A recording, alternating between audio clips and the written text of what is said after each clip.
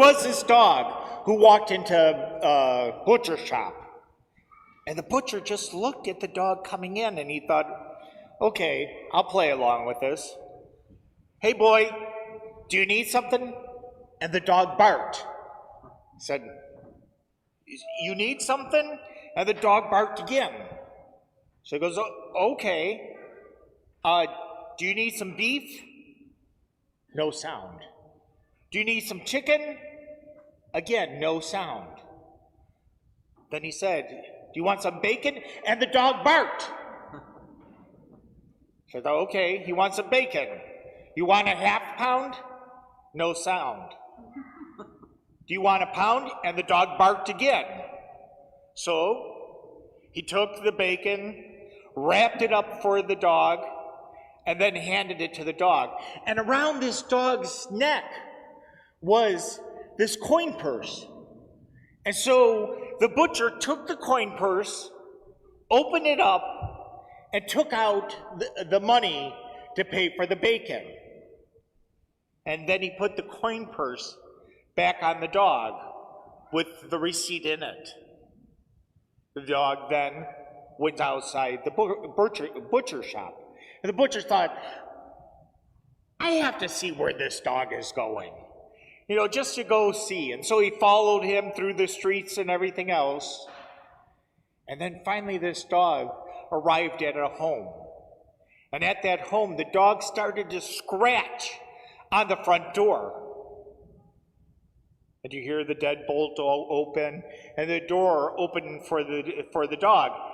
And there is this man there just starting to yell at this dog.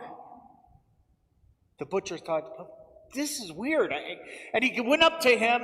He said, why are you yelling at this dog? This dog is the smartest dog I've ever seen in my life. Maybe even the smartest dog in the world. And the person that opened the door said, you think he's smart? You really think he's smart? This is the third time this week he forgot his keys.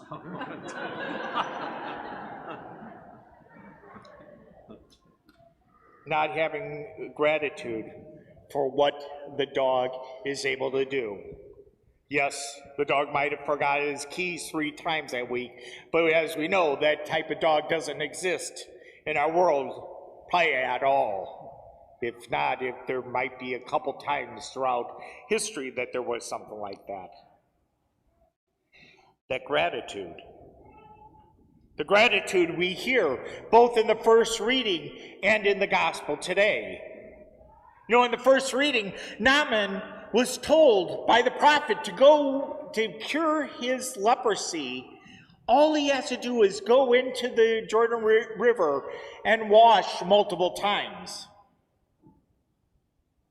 Of course, this foreigner thought, you know, we have clean water back home. Why do I need to go bathe in the Jordan? And then his servant reminded him, if the prophet had asked you to do something extreme, you would be doing it. But he is only asking you to go to the river Jordan and to bathe. So Naaman did it. He bathed in the Jordan, and his leprosy was gone. But besides following what the prophet said, he took it a step further. He wanted to give thanks to the God of Israel. Remember that people back then, each little area had their own God. And so you would think that, or they thought that you needed to be on that land to worship that God.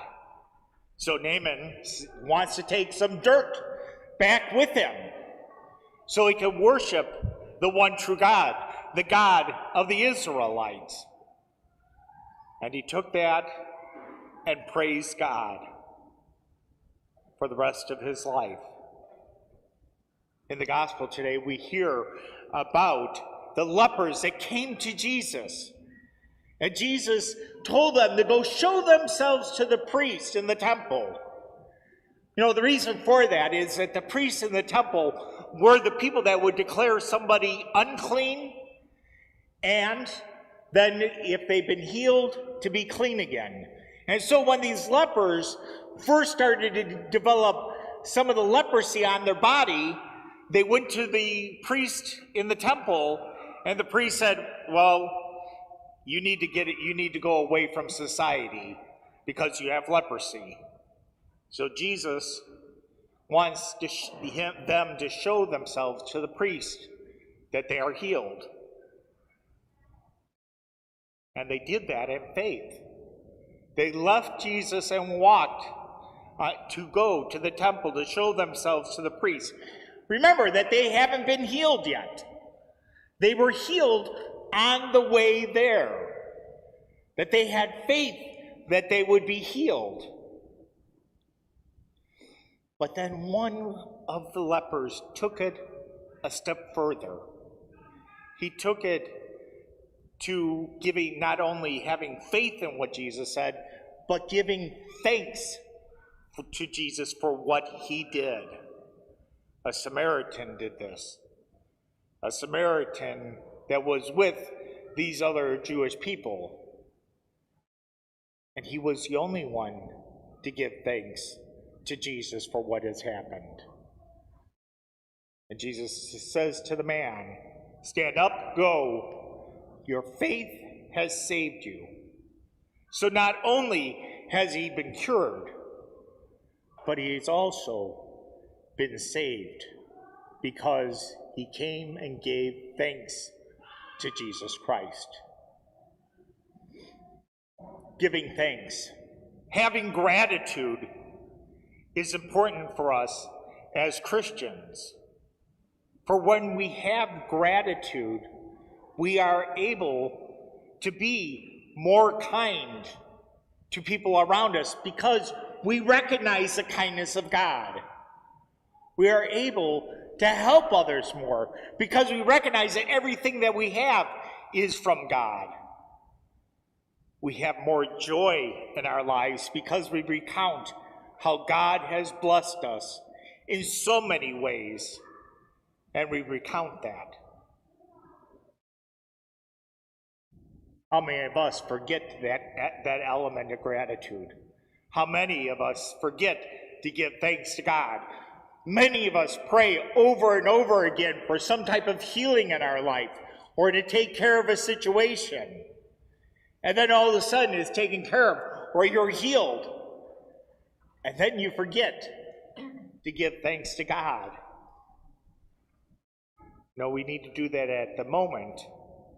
But also we should reflect on our lives. There are many times in our lives that God has blessed us, and the only way we will know it is by looking to the past, looking at those moments in which God blessed us, and allowing us to thank God for those times. Thankfulness, gratitude. How are you doing with giving thanks to God? How are you doing of giving gratitude for the many blessings you have received through your life? Learn from Naaman and this Samaritan leper who was cured on giving thanks to God.